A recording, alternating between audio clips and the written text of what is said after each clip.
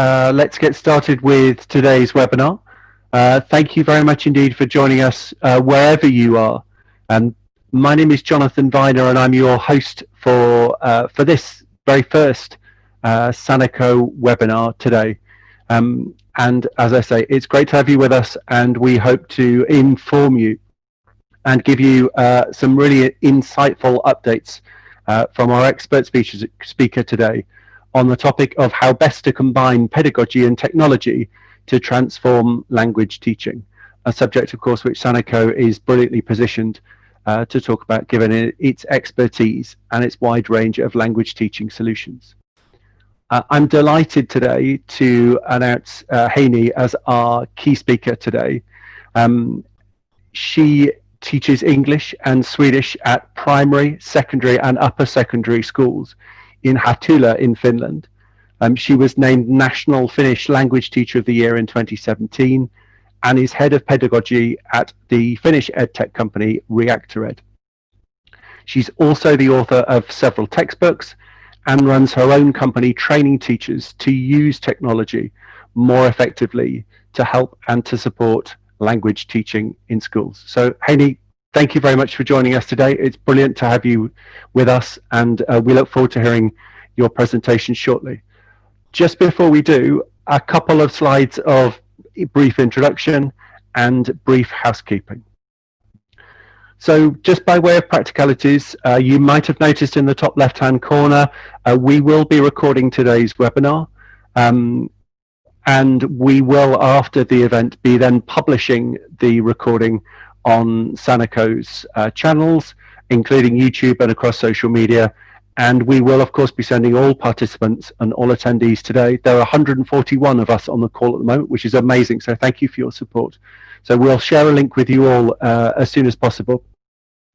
Please do stay until the end of today's webinar. We will be, we think, a total of about 45 minutes, so about 4:45 again CET, where we will be telling you a little bit more about a free product trial offer from Sanako, which we hope you'll take advantage of using the technology that Heini will be talking a little bit about during her presentation.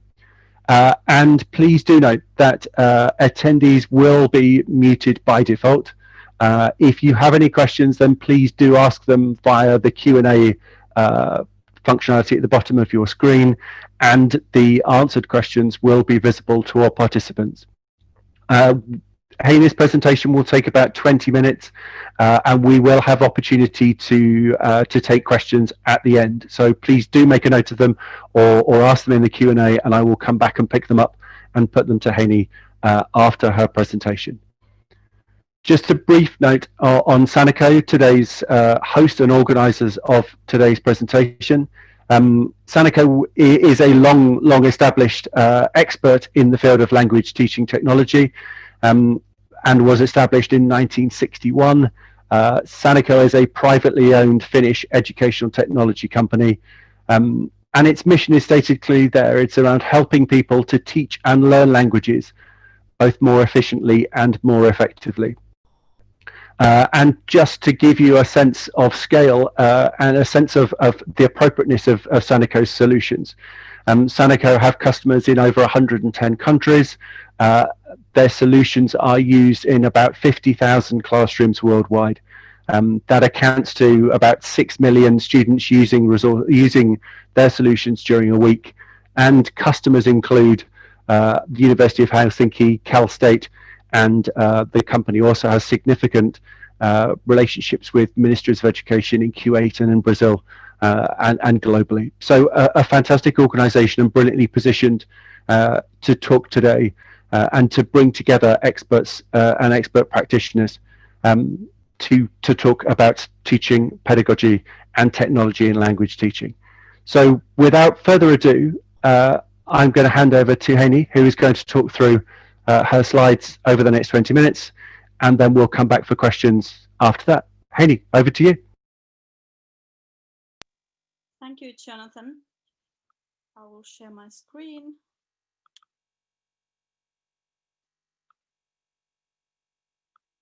There you go.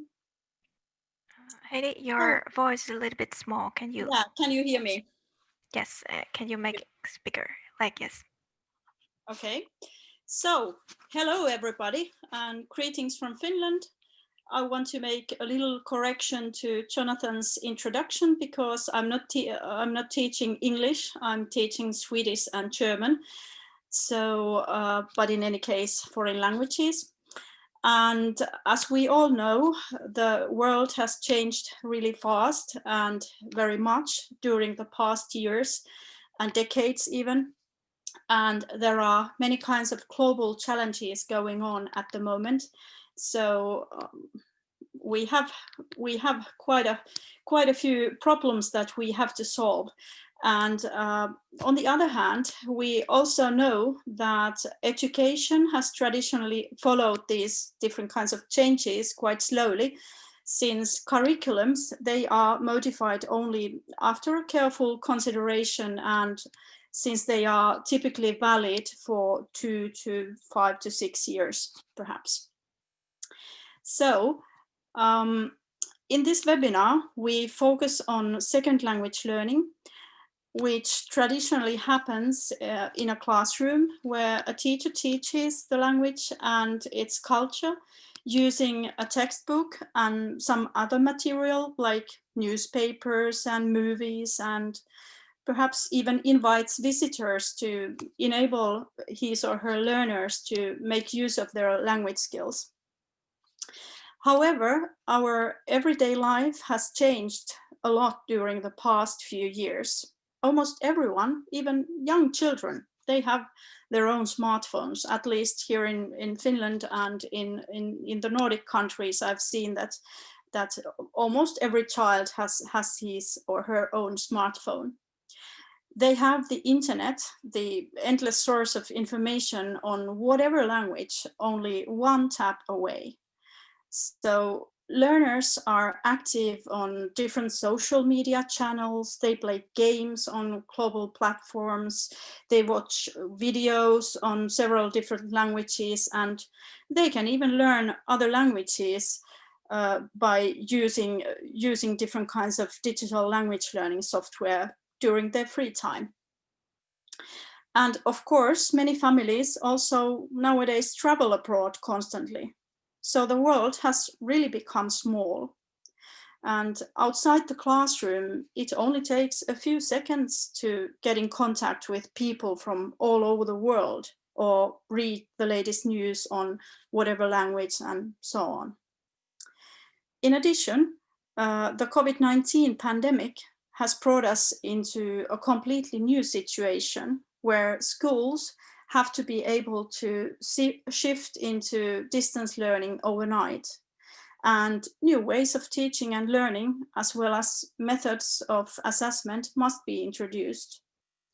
As a teacher, I want to remind you also of the fact that right now, teachers all over the world, also here in Finland, are extremely stressed. Since the lockdown in the spring, they have been forced to do a lot of extra work, take care of kids' safety, and still make sure that learning outcomes will be reached. This huge change in our society must, of course, be taken into account in curricula. And the use of technology must be included in second language learning at school. I think schools should be a few steps ahead and not behind, since it is our job to give children and youngsters adequate skills how to come out of the future.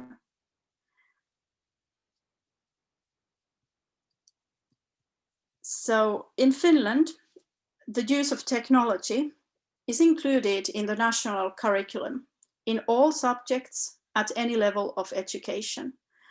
The goal is that technology is used in a pedagogically meaningful way in teaching, and it therefore becomes a natural tool in learning, which also prepares learners for lifelong learning. In the Finnish education system, both basic and upper secondary education are based on national curriculum in order to guarantee educational equality throughout Finland. The curriculum gives general guidelines on which subjects must be taught and what is their extent. Besides that, it contains, for example, targeted learning outcomes and assessment criteria for each subject. It is a common ground for the local curricula, which contain a bit more detailed guidance on teaching and take into account the local perspectives and needs. Teachers base their pedagogical planning on these curricula, which in fact don't dictate exactly what and how teachers should teach. In comparison to numerous other countries, Finnish teachers have a really wide pedagogical freedom. But how is it possible? Well, in Finland, second language teachers are always subject teachers, which means that they have studied approximately 5 to 6 years at the university, and they have a master's degree.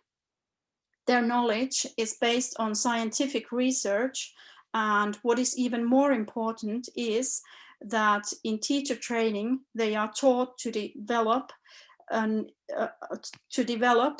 improve their teaching all the time using self-evaluation. Therefore, Finnish teachers are, I would say that they are really motivated to constantly improve what they are doing in the classroom. And that is, I think that's really, really important. The main focus in implementation is nowadays on the individual needs of the learners. And now I'm talking about Finland. So how can each individual reach those targeted learning outcomes? That's the key, what we are trying to reach. So, and then I will change the slide. The theories and concrete ways of teaching a second language have varied remarkably throughout history, and even today there are huge differences between different countries and cultures. In Finland, learning is nowadays still subject-based, but it has become very learner-centered. Cooperative learning, gamified learning, action-based learning, and technology are all in everyday use alongside textbooks and teacher-centered training. It is important to understand that technology is not going to replace all the other methods. It supplements the selection of methods, how we implement teaching in the classroom. When the aim is to provide high quality second language teaching and learning with the help of technology, there are some very crucial must-haves in my mind. The education provider must ensure that there is a fast working network, personal computers for each learner, and appropriate software designed for language learning. Only then teachers have a real possibility to use technology in a pedagogically meaningful way. The most important thing is, however, that teachers get enough training. They must feel that they have adequate technical skills, but most importantly, they must have pedagogical skills to combine technology with their teaching. If the use of technology is not included in the curriculum, the education provider may not be so motivated to really invest in it. In this slide, you can see a picture of my own classroom. I have a large touchscreen there, which is connected to my computer, and my pupils have all a personal Chromebook, which is provided them by our municipality. The network is working fast, and we can use different kinds of solutions that support language learning.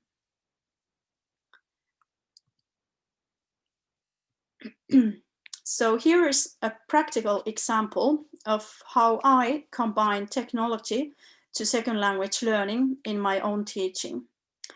I use digital tactile pedagogy. It is a name that I invented myself 5 years ago, but which has actually become well known in Finland due to the training that I offer Finnish teachers. The idea is that I start every theme and learners make handwritten notes first. Or, as in this picture, we use flipped classroom method, in which learners start by watching a video that I have prepared for them. They watch it as many times as they want and make notes. They can also ask me questions to make sure that they have understood everything. After that, they start to practice. Each learner proceeds at his or her own pace, from easier tasks to more difficult tasks, from recognition to production.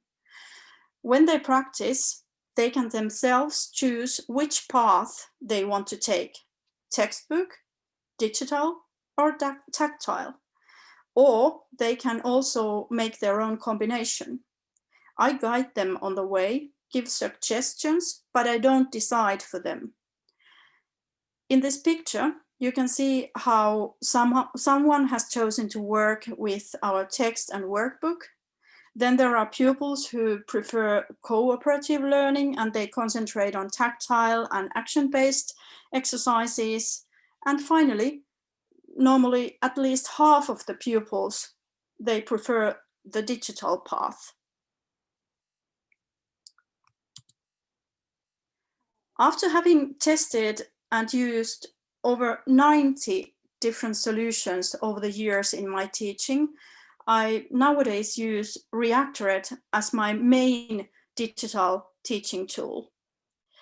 It offers me and my pupils the most comprehensive application or platform, if you like. It is designed for language learning and developed together with Finnish teachers and learners. It also puts into practice the most important findings of the latest brain research in Finland, which concentrates on learning. One of the researchers, Mrs. Minna Huotilainen, emphasizes in her book about learning that learning is more effective if the learner can use different sensory channels at the same time. She also states that gamification boosts learning because it enables learners to get more repetition without losing their motivation. These both things are key elements in Reactorate. In Reactorate, learners practice with the unique react to read method. It gives them instant feedback and helps them as if the teacher would be standing next to them. I can easily monitor my pupils' progress in the assessment view, which you can see on the computer screen on the right-hand side. We can use Reactorate at school. I can assign homework there, and we also use it during distance learning. I have noticed that my pupils are more motivated than average learners because they get to decide on their own how they reach our learning goals. I offer them many different ways to learn because each learner is different. The best part in this pedagogy, this digital tactile pedagogy, is that I have much more time for the individual guidance. I would say that this is differentiation at its best. Last, but definitely not least, I want to highlight that technology and automation should help us teachers by doing that kind of things they can do for us. This would save us huge amounts of time and energy so that we could actually use our expertise for the most important thing, which is, of course, to teach, guide, and help the learners. I will give you an example. exams. I have used thousands and thousands, I would say I've been working 18 years, so thousands of hours during my career to mark exam papers. Well, exams are still an essential part of the learning process. We just have exams still. We haven't completely left them away. But a big part of the work could be automated. But Reactorate has actually solved this problem. It has an AI-based exam tool which learns the way I score the answers. On the left-hand side in this picture, you can see the beginning of an exam in Reactorate. Exams can contain video tasks, listening or reading comprehension tasks, or other task types. In the middle, on the big screen, you can see the marking view on the left. In each question, the teacher sees only those answers that contain some kind of mistakes. He or she marks unique answers. In other words, if there are many similar answers, the teacher scores only one and all the other similar answers get the same scoring. On the right, there are all the answers to the same question that have mistakes. So the teacher can compare them and make sure that every answer gets a logical scoring. Due to these functions and the fact that the teacher doesn't know whose answer it is, strengthens educational equality. The difference between marking a traditional set of exam papers by hand and marking the same exam in Reactorate, it's incredible. It normally took me 6 to 12 hours to mark a pile of exam papers. And now it only takes 1 hour or even less if the same exam that I already have marked for another group. And so now, to conclude this presentation, I would like to throw the ball to you. Does your school or educational institution use technology in a pedagogically meaningful way? Does it help teachers to concentrate on teaching and guiding learners instead of doing paperwork? Thank you. Thank you very much indeed, Heini, for that. That's a fascinating and thought-provoking introduction and summary for today's topic. And we've already had a number of questions coming in, which I will work through and put to you directly in a moment. But we have had lots of questions and lots of comments already. Now is the opportunity for everybody else who has questions to come back to us and just ask us a question in the Q&A, and I will ask Heini those questions live now. Okay, so Heini, the first question that we've had a couple of questions about is what you refer to as tactile learning. A couple of people, an anonymous question and Michelle have asked about tactile learning and what you actually mean. So can you just explain in more detail what you mean by tactile learning and how it's different from digital learning or other types of learning approaches that you might use in the classroom? Yes, of course. Tactile learning means that something is touched. So I use a lot of concrete material. It can be, for example, well, the easiest one is, of course, a piece of paper, but that's not very exotic. But then there are, for example, these plastic lids that are, for example, in milk bottles or whatever. So different kinds of really concrete material which can be touched and they can be moved. For example, on a piece of paper, there are there are words which are missing, for example, letters or complete words, and then you have to use that lid to mark that, okay, here should be that and that word. Haley, I'm sorry to interrupt, but could you move a little bit closer to the microphone, please?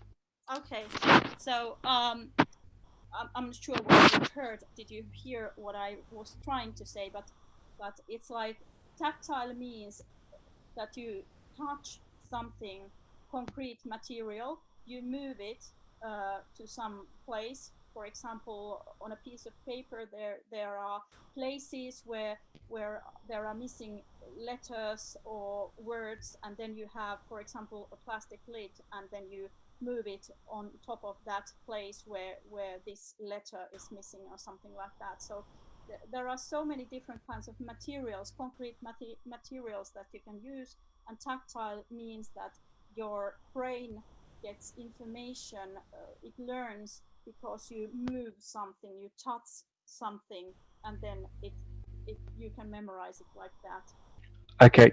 Haley, if you can get it, we're still getting a couple of questions of comments about people are finding it difficult to hear. So if you can get as close as you can to the microphone, that would be amazing. For everybody who's asking questions about Reactorate, we will be giving some details about how you can access a free trial for the solution after the Q&A. So we will come back and provide details on that. We've got a question here. You talked about offering students the choice. They can use different techniques. They can use the tactile approach. They can use digital resources. They could use textbooks. We've had a question from one of the participants today asking about how students make that choice. He says, or they say, boys sometimes are not yet capable of conscientiously deciding. Boys tend to get easily distracted. Their students complain that they have too many tools, and discipline can be hard to maintain. So that question, I guess, is how do students choose, and what help do you give them to make sensible and wise choices? Yeah, I will just return to my presentation shortly. I will show that picture that I had because it helps me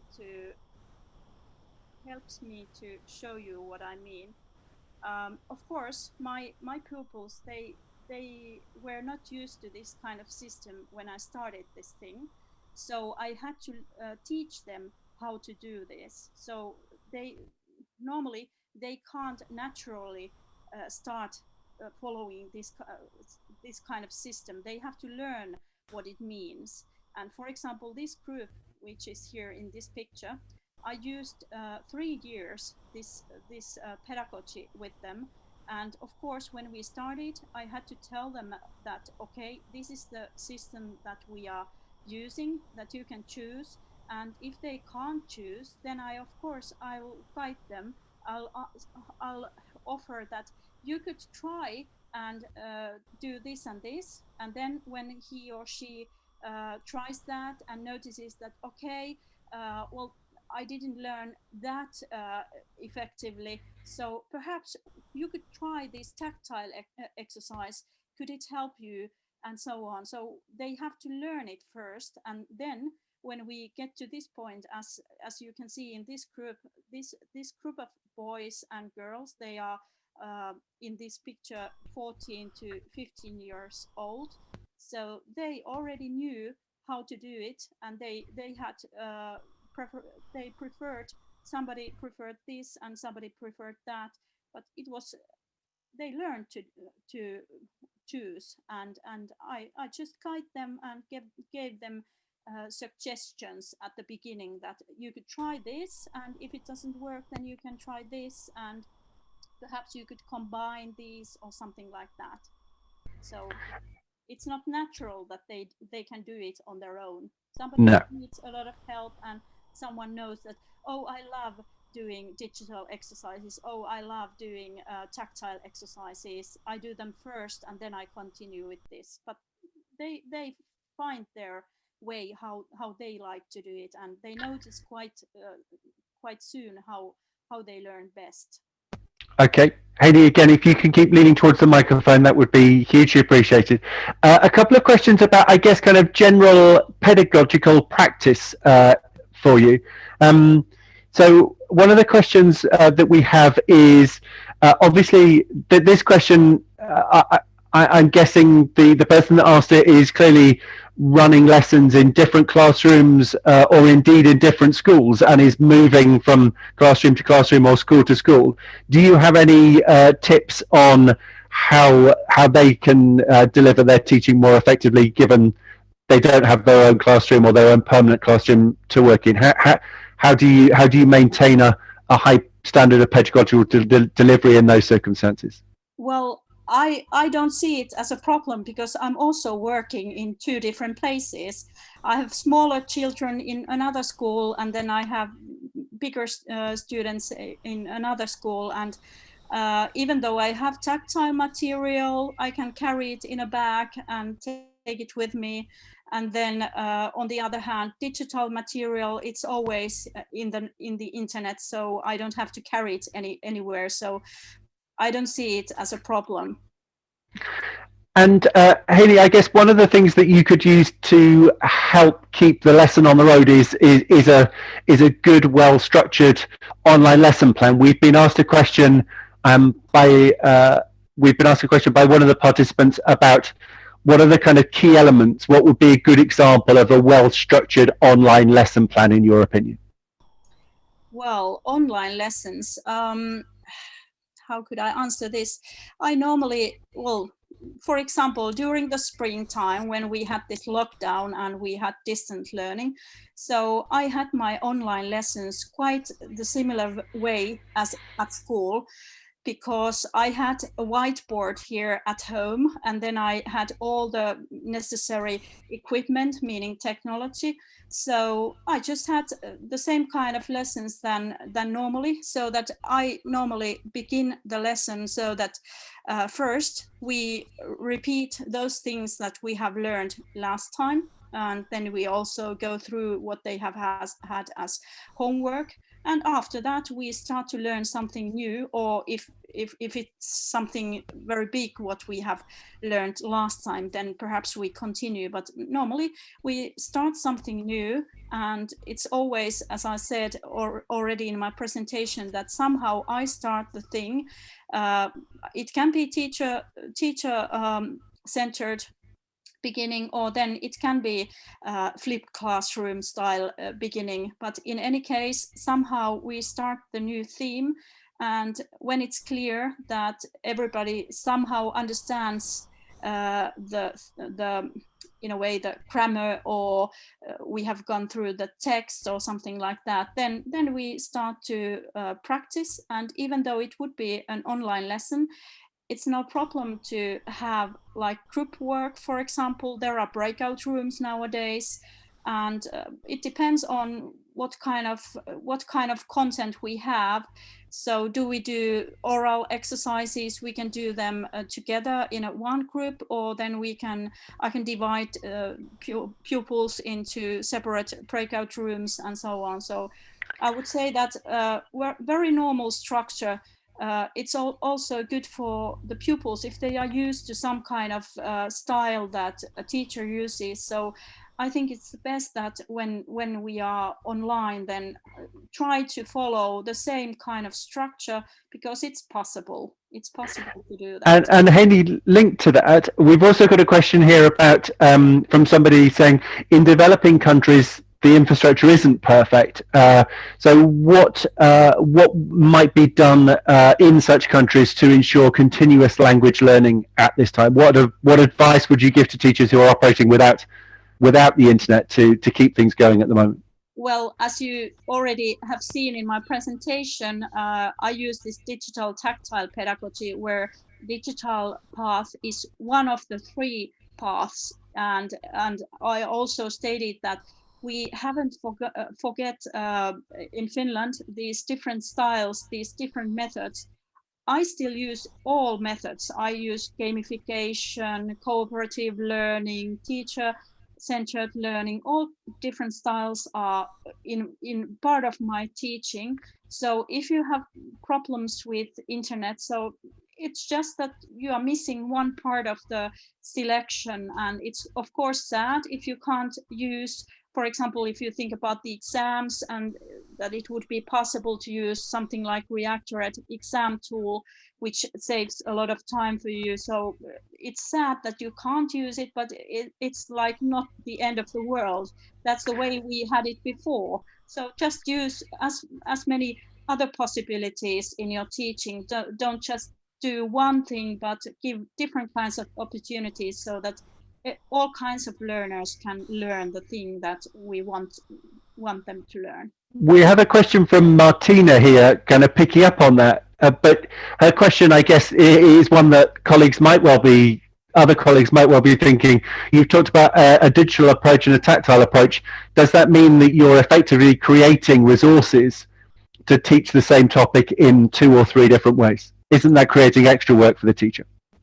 Yes, of course. If I don't find, for example, digital material so that it would fit my own agenda, what we are going to go through, if I don't find ready-made material, then I have to do it on my own. But I think that I've done it already many years, and now I have noticed that it's so easy when you do something once, then you probably improve it somehow once, but then after that it's ready. And I don't find it very different than when I started my career. We didn't have any computers or something like that.